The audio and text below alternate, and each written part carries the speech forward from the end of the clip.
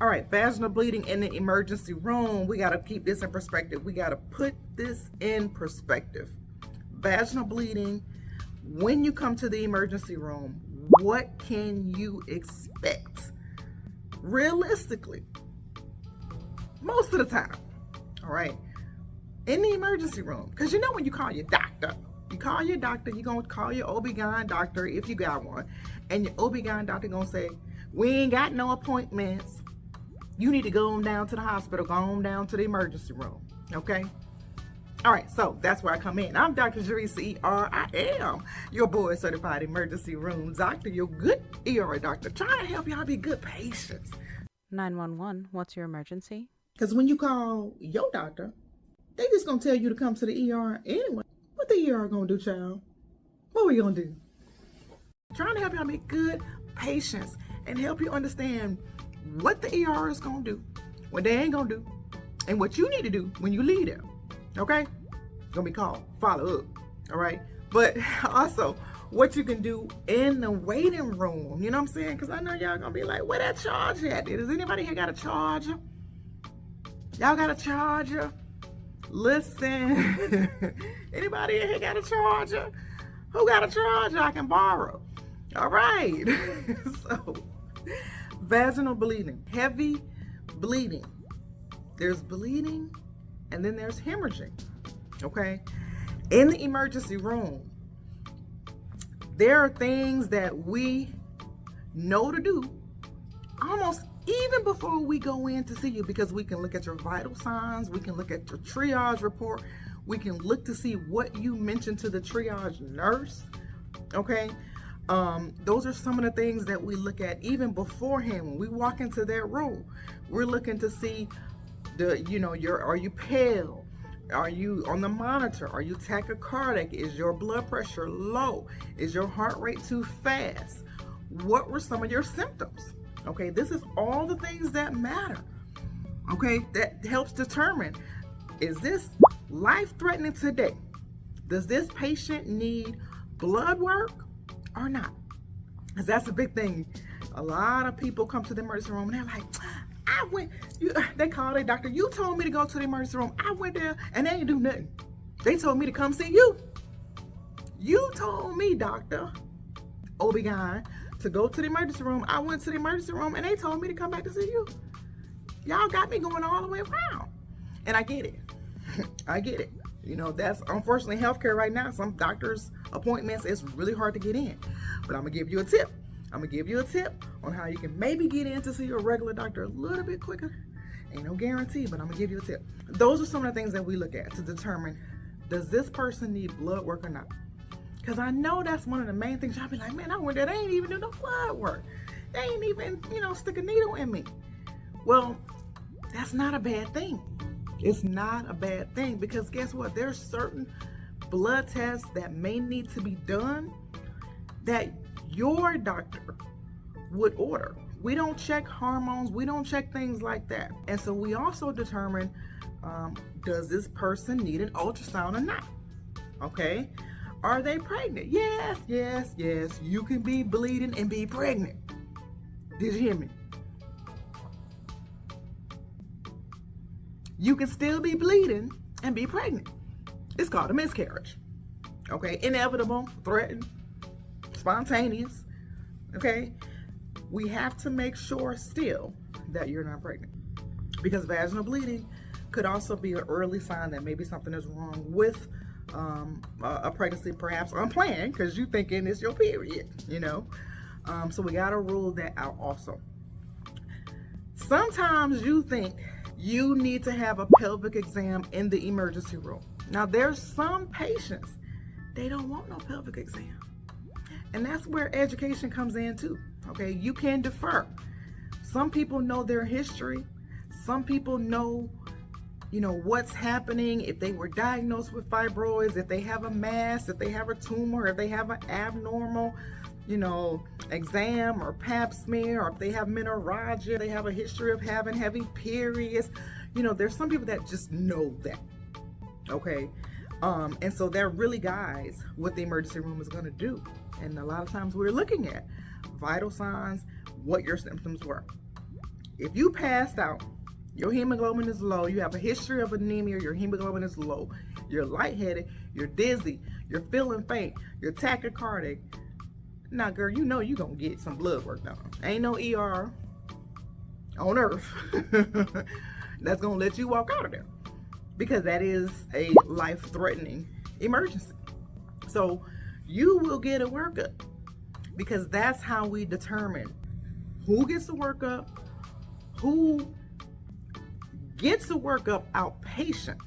Okay, I'm careful to say who gets a workup, who don't get a workup, who gets a workup in the ER, and who is stable enough to be discharged to get a workup done with their gynecologist who specializes in this.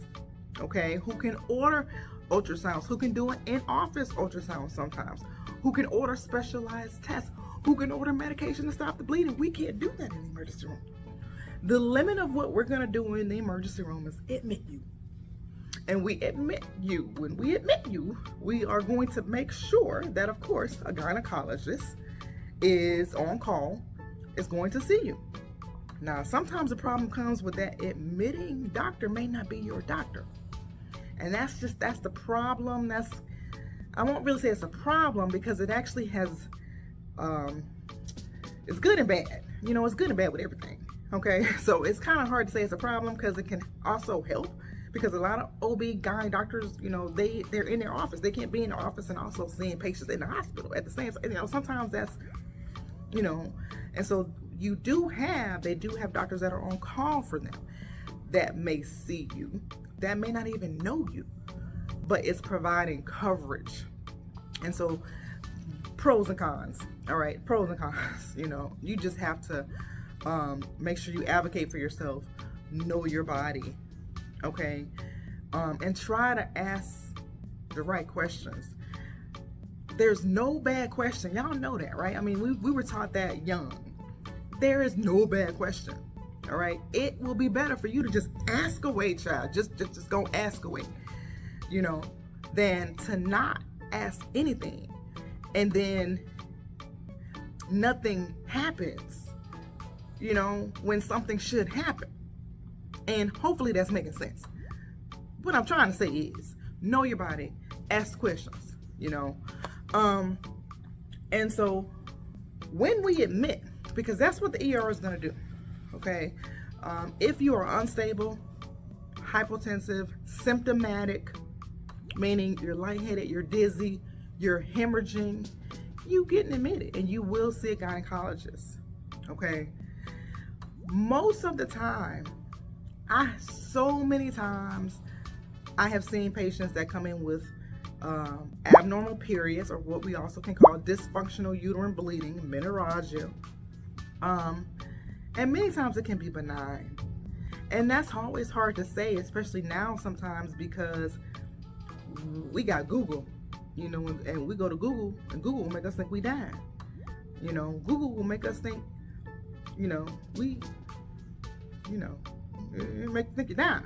Then, next thing you know, you got anxiety, and you coming in the next day because you got palpitations, and, you know, you about to pass out because you having a panic attack because you think you're dying because you're having a hormone imbalance this month.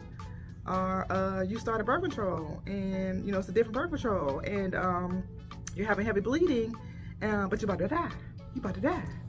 I say that to say that it is so important, you know, knowing your body will help you try to keep it in perspective, but knowing your body also can help push you to,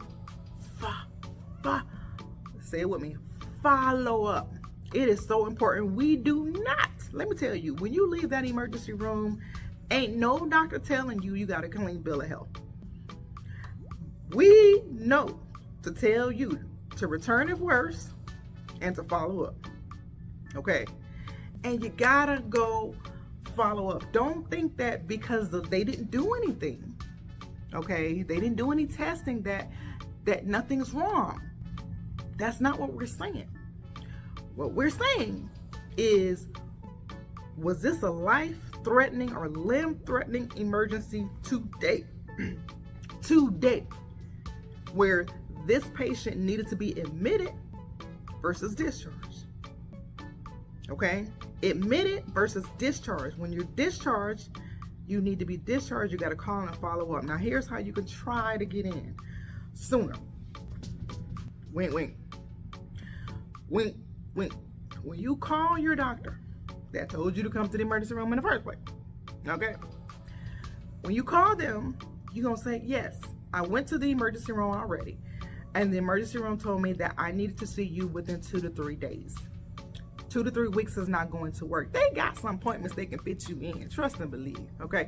When you say that, because sometimes what happens is they tell you to go to the emergency room, and sometimes people don't go. The other thing I want you to also request the emergency room doctor.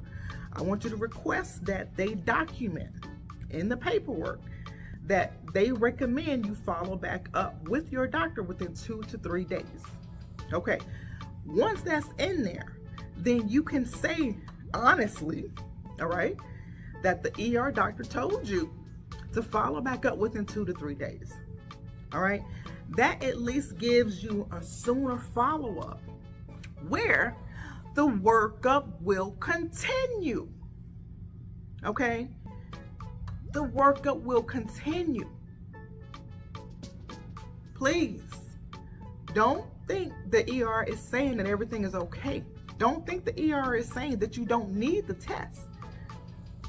The ER is saying, oftentimes, and this ain't medical advice, this is for educational content only. I really don't even care about y'all comments. This is for educational content only, to try to help you keep some things in perspective and also help you understand what you need to do next when you leave the ER.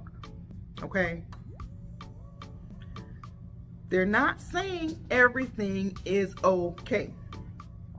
There ain't no way they can say that because they haven't done the full workup that you need. Even if they did some workup, even if we did the blood test, even if we did, our blood test is basic. We want to make sure you're not anemic and you don't need a blood transfusion. Okay? We're not doing FSH, AMH, LH, and all those things that need to be done within certain times of your cycle. We're not doing that, but that's what you likely need to have done. You also likely need to have done an ultrasound and a very detailed exam by a specialist. So if you do not have an OB-GYN, and if you are sexually active, because I don't know if I did this video probably, I don't know. I know I talked about cervical cancer and I talked about HPV. So there's another video where I talk about HPV and cervical cancer. Did you know cervical cancer is caused by a virus? Okay? But if you are sexually active, because I am surprised with the number of people that be like, oh, give me these weight loss injection medications, but you ain't had no pap smear and you almost 30 years old and you ain't never had no pap smear. Like, come on now. You got to get a pap smear.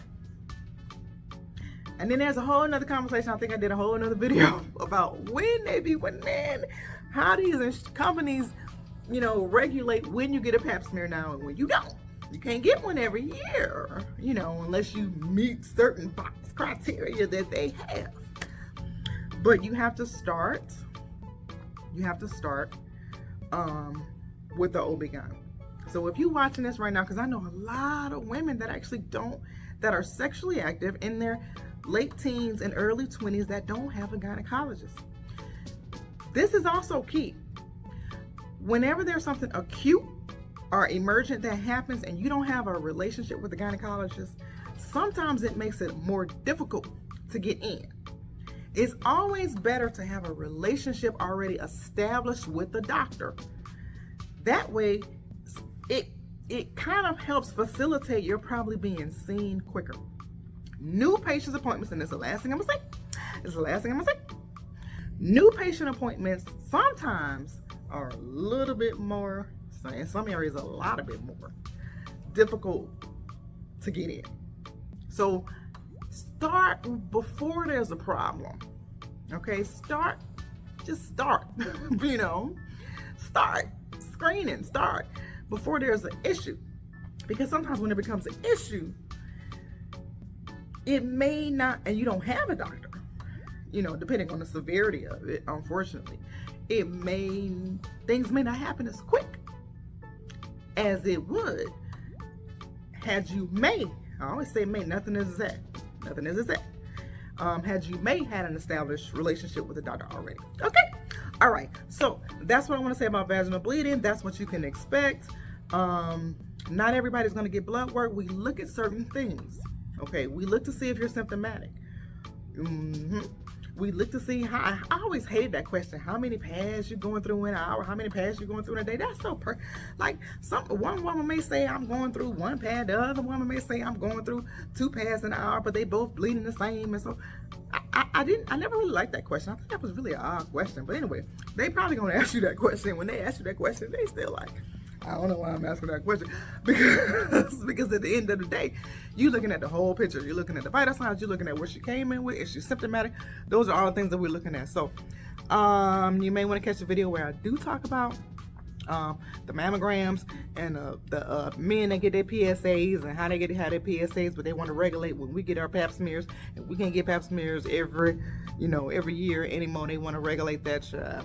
You know, they be like, oh, you've been with the same partner, so you don't need no. Really? Say who? Say who? Yeah, I said say. 911, what's your emergency?